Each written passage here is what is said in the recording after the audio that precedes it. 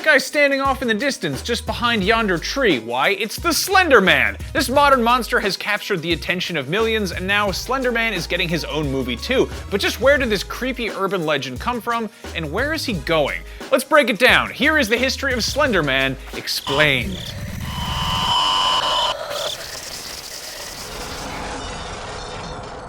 The Slenderman may not be a true folk figure in the traditional sense, but he definitely qualifies as an embodiment of terror deliberately tailored for the iPhone generation. He's a nondescript, featureless pale figure in a black suit with weirdly elongated limbs.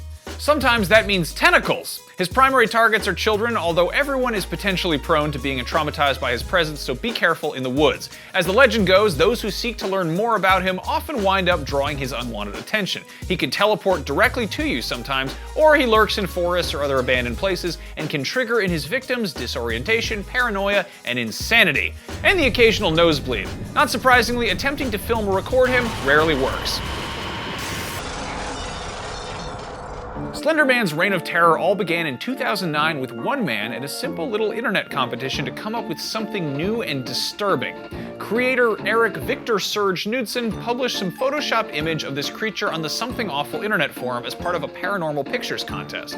Unlike the other submissions, however, Knudsen's images had eerie captions that suggested a larger story involving abducted children that may even have been pressed into service for murder for Slenderman. Other posters started shaping a backstory for the character almost immediately, and Slenderman soon became one of the most viral of the creepypasta tales shared on the web. The Slenderman was clearly inspired by countless other horror characters, from elements of Lovecraftian madness to stories of the mysterious Men in Black and Greys associated with UFOs, to games like Silent Hill and Resident Evil, movies and TV show, and so much more. Many fans of Slender have also worked to expand on his story since his first conception as well, offering permutations on the creature that no doubt have helped to fuel his enormous and at times troubling popularity. Unfortunately, the Slenderman made the news when he found himself at the center of a real-life tragedy. In what would become known as the Waukesha stabbing in 2014, two 12-year-old girls attacked a classmate. They would later tell police that the attack was an attempt to please Slenderman and protect their families from his wrath. Fortunately, the victims survived, but the horrific story brought the Slenderman to every major news outlet. The entire tale has since been covered in the HBO documentary Beware the Slenderman, but other crimes have been reportedly inspired by or related to the legend in the years since.